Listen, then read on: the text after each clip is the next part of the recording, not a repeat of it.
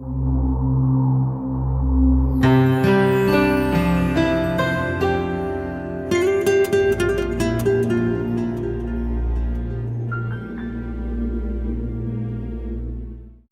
அநேக தாய்கள் இருக்கலாம், ஆனால் நமக்கு ஒரே தகப்பன். மனிதனை தம் சாயலாக படைத்து கர்த்தரை மகிமைப்படுத்தியிருக்கிறார். கர்த்தர் சகல ஜனங்களுக்கும் பிதாவாக இருக்கிறார். ஆறாவதாக 30வது வசனம் வாசிங்க. அறியாமையுள்ள காலங்களை தேவன் காணாதவர் போல் இருந்தார், இப்பொழுதோ மனம் திரும்ப வேண்டும் என்று எங்குமுள்ள மனுஷர் எல்லாருக்கும் கட்டளையிடுகிறார். என்ன சொல்கிறார் இதில்? He is a gracious savior to all people. அவர் முன்னாடி நாம் அறியாத இருந்த காலங்களிலே காணாதவர் போல இருந்தார். ஆனால் அவர் கடவுளுக்கு தெரியாத ஒன்றும் இல்லை. அவருக்கு மறைவாக எங்கே போவது? ஒரு சங்கீதக்காரன் பேசும்பொழுது சொல்கிறான், நான் அவருக்கு மறைவாக எங்கே போவோம்? வானத்தில் சட்டை எறிந்து படைத்தாலும் சரி, நான் பாதாளத்தில் இறங்கினாலும் சரி, அங்கே எல்லா இடத்திலும் நீர் இருக்கிறீர். அவருக்கு மறைவானது ஒன்றுமில்லை. He is a gracious savior. இவ்வளவு நாள் நமக்கு அவர் ஒரு கிருபையை தந்திருக்கிறார் என்றால், அவர் தாமதிக்கிறார் என்றால், இப்போ இயேசுவானவர் எல்லாம் சொல்கிறாங்க, இயேசுவானவர் வருவார்னு சொல்கிறீங்களா? எங்கே வர்றார் கேட்குறாங்கல்ல. நீங்கள் என்ன சொல்கிறீங்க? உங்கள்கிட்ட அதுக்கு அடிக்கடி கேட்பாங்க, ஏன்னா இயேசுவானவர் வர்றாருன்னு சொல்கிறீங்களா, எப்போ வர்றாரு அப்படின்னு. நீங்கள் என்ன சொல்லுவீங்க அவங்களுக்கு? சீக்கிரமாக வருவார். உடனே அதை நம்ம தான் சொல்கிறோம், சீக்கிரமாக வருவார். எவ்வளோ நாளாச்சு? ஏன்னா பவுலடியார் இருந்த அந்த நாட்கள்லையும் இதே பிரச்சனை தான். என்னையா அதே மாதிரி பேதுரு எழுதும்போது அவர் சொன்னார், என்ன சொல்கிறாருன்னா, ஆதி முதல் அப்படியே இருக்குது, எல்லாமே அது படைக்கப்பட்டது மாதிரி இருக்குது. நீங்கள் வருவார்னு சொன்னீங்களே, எப்படி இருக்கும்? இதுக்கு தான் ஆண்டவர் ஒரு ஒரு ஒரு உதாரணத்தை கொடுக்குறாரு. நோவாவின் காலம் அப்படிங்கிறாரு. ஏன் நோவாவின் காலத்தோடு இந்த காலத்தை ஒப்பிடுகிறார்? நோவாவின் காலத்தில் நடந்தது போல் நடக்கும். நோவாவின் காலத்தில் எதுக்கு இது ரெண்டையும் ஒத்து சொல்கிறார்? அதாவது நோவா காலத்தில் அவர் அந்த பேழையை உண்டாக்கும் போது ஆண்டவர் சொன்ன கட்டளையின்படி அவர் அந்த பேழையை உருவாக்கினார். அதுக்கு முன்னாலே மக்களுக்கெல்லாம் ஒரு அறிவிப்பு அவர் கொடுத்துறாரு. யாருமே அதை கேட்கவே இல்லை. ஆனா ஒரு நாள் மழை வந்துச்சு, எல்லாரும் மிதக்க வேண்டிய நிலைமை. ஏன்னா இது வரைக்கும் மழையே கிடையாது. மழைன்னா என்னன்னு தெரியாது. இப்போ நம்ம எல்லாம் பார்க்குற மாதிரி, நம்ம சின்ன பிள்ளைங்களாம் சொல்ல, என்னம்மா வானத்துலேருந்து கீத்தா என்னமோ விழுகுது அப்படின்னு கேட்குற மாதிரி. ஏன்னா மழையே கிடையாதுல்ல. இப்போ அந்த நாளில் மழையே பார்த்தது கிடையாது. அப்போ மழை வரும் அப்படிங்கிறாரு. பாலைவனத்தில் தண்ணீர் வர்ற மாதிரி மழையே பார்க்காதவங்களுக்கு மழை வந்தா. ஆமாம். அப்புறம் என்ன நடந்துச்சு? என்ன நடந்தது அந்த நோவாவின் நாட்களில்? மழை வரும்னு சொல்லிட்டாங்க. 120 வருஷம் அவர் பிரசங்கம் பண்றாரு. அந்த காலம் கொடுக்கப்படுகிறது. அது நீண்ட ஒரு காலம் கொடுக்கப்படுகிறது. அதாவது மழை வரும்னு எப்போயோ சொல்லியாச்சு. இருந்தாலும் சில பேருக்கு தான் பிரச்சனை. ஆண்டவர் நேரம் கொடுக்க ஆண்டவரே இல்லைன்றாங்க. எவ்வளோ நேரம் கொடுக்குறோமோ அவ்வளோதுக்கு ஆண்டவரை அறியணும்னு கிடையாது. நேரமே இல்லைன்னா இப்படி தான் ஏன் இருக்கும் எல்லா இடமே அப்படின்னு போயிடுறாங்க. நிறைய சமயம் கொடுத்துருக்கிறாரு. அப்போ நம்ம இந்த சின்ன வயசில் அந்த பிள்ளைங்களுக்கு நோவா பேழையை கொடுப்போம். அப்போ அவர் நோவா இருந்து பிரசங்கம் பண்ணுற மாதிரியும், கீழே இருக்கிறவங்கள படம்லாம் எப்படி போட்டிருக்கோம், எல்லாம் கிண்டல் பண்ணுற மாதிரி இருக்கும். பார்த்துருக்கீங்களா? அந்த கிண்டல் பண்ணுற மாதிரி அம்மா குடிச்சிட்டு இருப்பாங்க. நோவாவை God asked to make the ark. ஒரு வேடிக்கையாக சொன்னார். அதாவது எப்படி சபையை கட்டணும் அப்படிங்கிறதுக்கு நோவா மட்டும் ஆண்டவர் சொல்கிறாராம், நீ ஒரு ஆர்க் உண்டாக்கு அப்படிங்கிறாரு. ஆனால் கொஞ்சம் மறந்து போய் பார்க்கு உண்டாக்கிட்டாரு. ஆர்க்குள்ளே இருக்க வேண்டிய எல்லாரையும் எங்கே கொண்டு வச்சுட்டாரு? பார்க்குள்ளே கொண்டு வச்சுட்டாரு. எப்படி இருக்கும்? வேடிக்கையாக இருக்குல்ல. இப்போ உள்ள சபைகள்லாம் நிறைய சில சபைகள் இப்படி தான் இருக்குது. ஆர்க்காக இல்லாமல் பார்க்காக தான் இருந்துகிட்டு இருக்குது. அறியாமல் உள்ள காலங்களிலே ஆண்டவர் என்ன செய்திருக்கிறார்? பொறுத்து கொண்டு இருக்கிறார். He cannot be tested more. He cannot be tested. அறியாமை உள்ள காலங்களிலே தேவன் காணாத இருந்தார், இப்பொழுதும் மனம் திரும்ப வேண்டும் என்று எங்கும் உள்ள மனுஷர் எல்லாருக்கும் கட்டளை. இதுக்கு இவ்வளவு அழுத்தம் திருத்தமாக? எங்கும் உள்ள மனுஷர் எல்லாருக்கும். ஏன் பவுலடியார் இவ்வளவு அழுத்தம் திருத்தமாக சொல்கிறார்? இப்போ நான் என்ன கேள்வி கேட்குறேன், நீங்கள் இயேசு கிறிஸ்துவை தெரிந்து கொண்டு ஒருத்தன் பாவம் செய்கிறான் அப்படிங்கும்போது அவனுக்கு தண்டனை நியாயமானது. சிலருக்கு இயேசு கிறிஸ்துவே தெரியாதுப்பா, தெரியாது. நீங்கள் எப்படி நீங்கள் சொல்லலாம் இயேசுவானவர் மரித்தோரையும் ஜீவனுள்ளோரையும் நியாயம் தீர்க்க திரும்ப வருவார்? நீங்கள் எப்படி சொல்லலாம்? அவங்களுக்கு தெரியவே தெரியாத. இல்லை, இயற்கையே அவருக்கு சாட்சி, இயற்கை சாட்சியாக இருக்கிறது, மனசாட்சி சாட்சியிடுகிறது, மனசாட்சி சாட்சியாக இருக்கிறது. எப்படி நீங்கள் சொல்லுவீங்க? எங்களுக்கெல்லாம் தெரியாதுங்க, கையை வரிச்சிருவாங்கல்ல. ஐயோ அப்படியா, தெரியாத. சில சில சில இடங்களில் வந்து சில இடங்களில் வந்து ஊர் முழுசும் பேசிகிட்டு இருப்பாங்க. அதையாவது வராது ஒரு அமைச்சட்டையாக கேட்பாங்க, உங்களுக்கு இது எனக்கு இதை பற்றி தெரியாது, எனக்கு இதை பற்றி ஒன்றுமே தெரியாது. பூனை கண்ணை மூடிடுச்சுன்னா அது ஒன்றுமே தெரியாமல் போயிடுமா? எப்படி நீங்களும் நானும் சொல்ல முடியும்? அதாவது அறியாது இருந்த காலத்திலே ஆண்டவர் அமைதியாக இருந்தார், இப்பொழுதோ மனம் திரும்ப வேண்டும் என்று எங்கும் உள்ள மனுஷர்கள் எல்லாருக்கும், எல்லா இடத்திலும் உள்ள எல்லா மனுஷருக்கும் கட்டளை இடுகிறார் அப்படின்னு சுவிசேஷத்தை சொல்கிறாரு.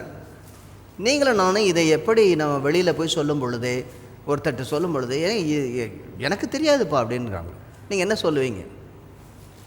இப்போ நான் சொல்கிறேன்ல, இப்போ நான் சொல்லிட்டேன், இப்போ சொல்லிட்டேன் சார், நீங்கள் சொன்னதெல்லாம் மறந்துட்டேன்ல நான் அப்படின்னு பாரு. நீங்கள் சொன்னதெல்லாம் எனக்கு தெரியாது, இன்னொரு தடவை நாங்கள் இன்னொரு தடவை திருப்பி சொல்லுவோம்ல. அடுத்தது சுவிசேஷம் எல்லா இடங்களிலும் சொல்லப்படும், அப்பொழுதுதான் முடிவு வரும்னு சொல்லி வேதவசனம். அது வரைக்கும் வந்து ஆண்டவர் காத்திருக்காரு, எல்லா ஜாதிகளுக்கும் இந்த ராஜ்யத்தினுடைய சுவிசேஷம் சாட்சியாக அறிவிக்கப்படும், அப்பொழுது முடிவு வரும். இவங்க சொல்கிற மாதிரி நாசா சொல்கிற அன்னைக்கெல்லாம் முடிவு வராது இல்லையா? நாசா சொல்கிற அன்னைக்கு இல்லை இது 22ஆம் தேதி இல்லை அது இந்த ஒவ்வொரு வருஷமும் சொல்லிட்டு வர்றாங்களே, அது கிடையாது. இந்த கள்ள தீர்க்கதரிசிகளுடைய சரியான அடையாளம் என்ன? கர்த்தருடைய வருகைக்கு தேதி குறிப்பது. வீட்டில் பொண்ணு கல்யாணத்துக்கு பையன் கல்யாணத்துக்கு தேதி குறிங்க, ஆண்டவர் வருகையை சொல்கிறாரு, அது ஆதீனத்தில் வைத்திருக்கிறத பற்றி உனக்கென்ன வேலைங்கிறார். பிதாவை தவிர வேற ஒரு அறியாடு, பிதாவை தவிர அவர் குமாரனுக்கு கொடுத்துருக்க அதிகாரம் வேற ஒன்றும் தெரியாது. இந்த அப்போஸ்தலர் நடவடிக்கைகள் 1வது அதிகாரத்தில் தான் இது வருது. இப்பொழுதும் ஆண்டவரே எங்களுக்கு அந்த ராஜ்யத்தை கொடுப்பீர், எப்படியாவது ஆளுகை பண்ணணும். அப்போ அவனு சொல்கிறாரு, இது வேலை கிடையாது, உனக்கு ஒரு வேலை கொடுக்குறேன், அதை செய். என்ன, உனக்கு ஒரு வேலை கொடுக்குறேன், அதை செய். சொன்னதை விட்டுட்டு துருத்தி ஊதிக்கிட்டு இருக்காத அப்படிமா. அதுக்கு அடுத்தது உங்கள் மேலே பார்க்கும்போது அவர் என்ன சொல்கிறாரு, தேவதூதர்கள் வந்து இவர் எப்படி போனாரோ அப்படி வருவார், நீ போய் வேலையை செய், அவர் திரும்ப நிச்சயம் வருவார். அறியப்படாத தேவனுக்கு பலிபீடம் கட்டி அவருடைய அறியாமைக்கு ஒரு சவாலாக இருக்குது. உனக்கு தெரியலை, இப்போ நான் சொல்கிறேன், உனக்கே உன்னுடைய இருதயமே உனக்கு சொல்லிகிட்டு இருக்கு. இவங்க அறியப்படாத தேவனுக்கு ஏன் கட்டினாங்க? அவங்க இதை ஒன்றை கூட மிஸ் பண்ணிடக்கூடாது இல்லையா? ஏதாவது ஒரு பக்கத்தில் அடிச்சிடணும், ஒன்று இல்லைன்னா ஒன்றாவது வந்து ஹெல்ப் பண்ணிவிடுமே அப்படிங்கிற மாதிரி அவங்க கட்டுறாங்க. சரி, ஒன்றும் இல்லாமல் ஒன்றை கட்டிட்டு யாரை கட்ட வேண்டுமோ யாரை அழைக்க வேண்டுமோ அவரையும் கொடுக்கவில்லை அப்படிங்கிற.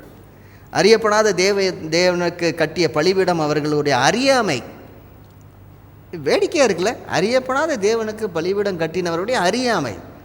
இங்கே என்ன சொல்கிறார்? இன்னுமே நீ அறியாமல் இருக்க முடியாது, தேவன் கிருபையாக பொறுத்து கொண்டார், ஆனால் மனம் திரும்புதல் அவசியம். மனம் திரும்புதல் அவசியம். ஏன் மனம் திரும்புதலை குறித்து நாம் இந்த நாட்களிலே பேசுவதில்லை? மனம் திரும்புதலை குறித்து பேச வேண்டாம்னு ஒரு சபை சொல்லிகிட்டு இருக்காங்க, சில சபையார் சொல்கிறாங்க மனம் திரும்புதல் தேவையில்லை, இயேசுவானவர் மரித்து விட்டபடினாலே நீங்கள் மனம் திரும்ப வேண்டிய அவசியம் இல்லை என்று சொல்லுங்க. என்ன சொல்ல வரீங்க? மனம் திரும்புதலை பற்றி பேசாதீங்க அப்படின்னு டைரெக்டாகவே சொல்கிறாங்க. டைரெக்டாக சொல்லிடுறாங்க, மனம் திரும்புதலை பற்றி பேசாதீங்க. பேசுனது ஆவியானவர் எனக்கு அது ஆவியானவருடையது.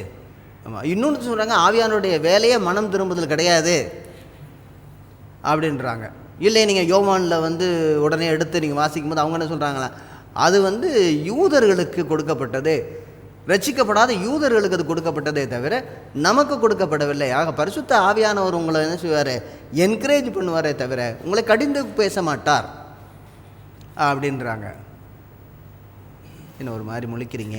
இல்லை, இப்போ மனம் திரும்புதலை பற்றி பேசுறது மக்களுக்கே பிடிக்கிறது இல்லை, அதனால் அது பேசாமலே விட்டுட்டாங்க. ஓ, பிடிக்காத நான் ஏன் செய்யணும்? அவங்க காதுக்கு இனிமையானதை மட்டும் பேசணும்னு நினச்சிருப்பாங்க. காதுக்கு இனிமையானது. ஆனால் இங்கே வந்து ரொம்ப அழகாக உங்களுக்கு அறியாமல், யாருக்கு சும்மா சாதாரண ஆளுகளுக்கு இல்லை, பெரிய படித்தவங்களுக்கு சொல்கிறாங்க, மேதைகளுக்கு சொல்கிறார், நீ மனம் திரும்ப வேண்டும் என்று கட்டளை இடுகிறார். Is order. மனம் திரும்ப வேண்டும் என்று கட்டளை இடுகிறார். கமாண்ட். மனம் திரும்புதல் மிக அவசியம். கர்த்தருடைய கட்டளை இதை மீற முடியாது. எல்லாருக்கும் அவசியம். ஏன் எல்லாருக்கும் அவசியம் மனம் திரும்புதல்? சில சாது சன்னியாசிகள், ஒரு நல்ல பரிசுத்தவான்கள்லாம் இல்லையா? அவங்களாம் மனம் திரும்பணுமா? ஏன்னா இயேசு கிறிஸ்து ஒருவரே தெய்வம். இயேசு இயேசு கிறிஸ்து கிறிஸ்து ஒருவரே ஒருவரே தெய்வம். நம்முடைய பாவத்திற்காக சிலுவையிலே மரித்து அடக்கம் பண்ணப்பட்டு உயிரோட எழும்பினாரு. ஆமாம் ஸோ அவரை விசுவாசத்தை மாத்திரம்தான் நமக்கு பாவ மன்னிப்பு உண்டு. ஆமாம். ஸோ அது இல்லாமல் நான் மனம் திரும்புதல்னு சொல்ல முடியாது. சில பேர் சொல்கிறாங்க நாங்கள் பாவமே செய்யலையே, நல்லா தானே இருக்கிறோம், எங்களுக்கு மனம் திரும்ப வேண்டிய அவசியமே கிடையாது, பிறக்கும் போதே பாவிகளாக பிறந்துட்டோம், நீங்கள் தான் என்னை பாவம்னு சொல்லி என்னை பாவியாக்கிட்டீங்க அப்படின்றாங்க. நீங்கள் வந்து சொல்லலைன்னா எங்களுக்கு ஒன்றுமே இருந்திருக்காது, நாங்கள் அறியாமலேயே நல்லா இருந்தோம். சொல்லுவாங்க ignorance is a bliss brother. அறியாமல் இருப்பது என்ன ஒரு ஆனந்தம் தெரியுங்களா? நீங்கள் தான் சொல்லி எங்களை வந்து கலாட்டா பண்ணுறீங்க, என்ன கலாய்க்கிறீங்க எங்களை. ஆமாம், சொல்லுங்கள். எதற்காக அவர் சொல்கிறார்? எல்லாருக்கும் ஏன் அவசியம், எல்லாருக்கும் ஏன் கட்டளை? ஒருவரும் கெட்டு போவது பிதாவுக்கு சித்தமல்ல. ஒருவரும் கெட்டு போவது பிதாவுக்கு சித்தமில்லையாக எல்லாருமே மனம் திரும்ப வேண்டும். வேற என்ன சொல்றாரு?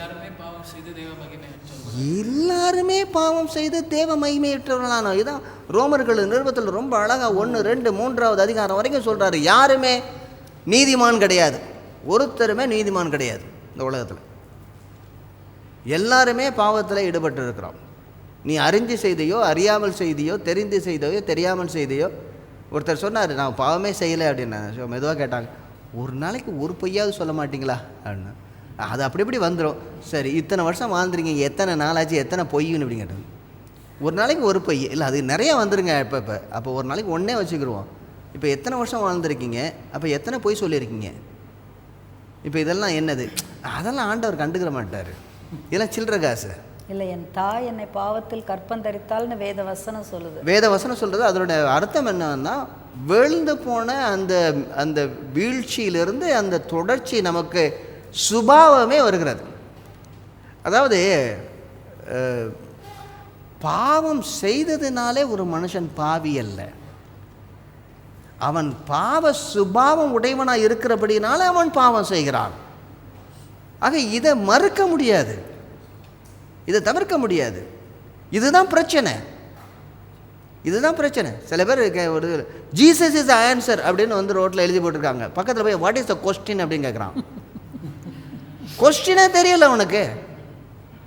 Jesus is answer, but what is the question? You are the question, I am the question. என்னவோ சொல்ல வரீங்க? பவுலே வந்து அந்த ரோமர் எழுதின 7வது அதிகாரத்தில் சொல்கிறாரு, எதை செய்யக்கூடாதுன்னு நினைக்கிறனோ அதை தான் செய்யணும், எதை செய்ய வேண்டுமோ அதை செய்ய. அவர் சொல்கிறாரு இந்த சரீரம் வந்து பிரேக் ஃபைல். நாங்கள் வார வாரம் சபையில் சொல்லுவோமே, செய்யத்தக்க வேலை செய்யாமலும் செய்யத்தகாத வேலை செய்து வந்தோம், எங்களுக்கு சுகமே இல்லை. ஆனாலும் பிரேக் அறுந்து போன வண்டி கரெக்டாக ரோட்டில் போவோன்னு சொல்லி சொல்கிறவங்க முட்டாள். பிரேக் அறுந்து போன வண்டி எங்கெங்க நிற்கும்? எங்கேயாவது மோதி நிற்குங்க. எங்கே நிற்கும்? எங்கேயாவது மோதி நின்றுங்க வண்டி. சில வீடுங்கள்லாம் வாங்கும்போது, அதாவது வீடு வாடகை கொடுக்கும்போது சொல்லுவாங்க, என்ன சார் வீடு ரொம்ப நல்லா இருக்குங்க அண்ணா, என்னங்க மழை பெஞ்சால் மட்டும் ஒழுகுங்க, வீடு ரொம்ப நல்லா இருக்கும், மழை பெஞ்சால் மட்டும் ஒழுகும் அப்படின்பாங்க. ஆவி மாம்சத்துக்கு விரோதமாக, மாம்சம் ஆவிக்கு விரோதமாகவும் கிரியை செய்து கொண்டு இருக்கிறது. எல்லாருமே நீங்கள் மிக அவசியம். நீதிமான் ஒருவனும் இல்லை. ஏன் இந்த இன்று மனம் திரும்ப வேண்டும் என்கிறார்? மனம் திரும்ப வேண்டும் என்று இன்று கட்டளை இடுகிறார். ஏன் இன்று என்று சொல்கிறார்? ஏன்னா நாளைக்கு நியாய தீர்ப்பு இருக்கு இல்லையா? நாளைக்கு ஞாயிற்றுக்கிழமையா? நியாய தீர்ப்பு நாள் ஒன்று இருக்கு. நியாய தீர்ப்பு நாளா? ஓகே. என்பது நம்முடைய கரத்தில் இல்லை. நாளை என்பது உங்களுக்கு எனக்கும் தெரியாது. இன்னைக்கு ஆண்டவர் கொடுக்குறார், இன்றைய ரச்சனைய நாள். உண்மையான மனம் திரும்புதல்னு சொன்னாலே அது இமீடியட்டாக தான் இருக்கும். நாளைக்குன்னு போஸ்ட்போன் பண்ணால் அது மனம் திரும்புதலே இல்லை. Okay. Partial obedience is false obedience. Delayed obedience is a disobedience. இல்லை, delayed obedience is disobedience. நாளைக்குன்னு சொன்னாலே மனம் திரும்புதல் இல்லைன்னு அர்த்தம். நாளைக்கு நீ இருப்பாயோ இல்லையோ, இன்றே மனம் திரும்ப முடியும். எல்லாருமே உடைய கிருபையின் நாள் இன்று, இரட்சணியத்தின் நாள். இந்த நாளிலே நாம் மனம் திரும்ப வேண்டும் என்கிறார். இது கட்டளையாக கொடுக்கப்பட்டிருக்கிறது, ஏதோ ஆப்ஷனலாக ஆலோசனையாக கர்த்தர் சொல்லவில்லை. அறியாது இருந்த நாட்களிலே பொறுத்து கொண்டிருக்கிறார். ஆனால் சுவிசேஷமானது என்ன? நீங்களும் நானும் கர்த்தராகிய இயேசு கிறிஸ்துவில் வந்து ஐயா நான் பாவி என்னை மன்னிமையா என்று சொல்லும் பொழுது உங்களுக்கும் எனக்கும் கிடைக்கக்கூடிய மன்னிப்பு இருக்குது பாருங்களா, அது யாருமே கொடுக்க முடியாத ஒரு அலாதியானது. அருமையானவர்களே, காணாது இருந்த நாட்களிலே ஆண்டவர் உங்களையும் என்னையும் போக விட்டு இருக்கிறார். அது வந்து ஆண்டவருடைய கிருபை உடனடியாக தடுக்கவில்லை. நாம் எப்படியாவது தடவியாவது கண்டுகொள்ள வேண்டும் என்று சொல்லி அவர் தந்திருக்கிறார். ஆனால் இன்று மனம் திரும்ப வேண்டும் என்று சொல்லி இயேசு கிறிஸ்துவின் மூலமாக நமக்கு உங்களுக்கும் எனக்கும் கட்டளை கொடுக்கிறார். மனம் திரும்புதல், கர்த்தராக இயேசு கிறிஸ்துவனுடைய இரத்தத்தின் மீது வைக்கக்கூடிய விசுவாசம், அதன் மூலமாக நமக்கு கிடைக்கக்கூடிய ரட்சிப்பு. இந்த சுவிசேஷத்தை குறித்து நாம் தொடர்ந்து பார்ப்போம்.